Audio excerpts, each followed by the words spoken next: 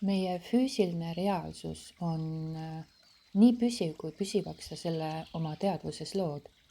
Me usume, et füüsiline maailm on kõige kindlam, stabiilsem, kõige päris asi. Aga kas oled märganud, et kõik siin muutub? Kehad, suhted, olukorrad, majad, linnad, süsteemid. Kõik laguneb, kasvab, muutub, kaob. Pidevalt.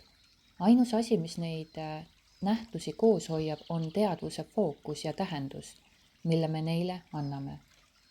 Kui sa teed olulisi muutusi oma teadvuses, siis märkad, kui kiiresti võib muutuda ka väline ehk füüsiline reaalsus. Aga kui sa püüad leida kinnitust sellele, et füüsiline on päris, kui su ööuni või sisemine taipamine, siis sa lihtsalt kinnistad enda jaoks piirangu ja koged täpselt seda, mida usud.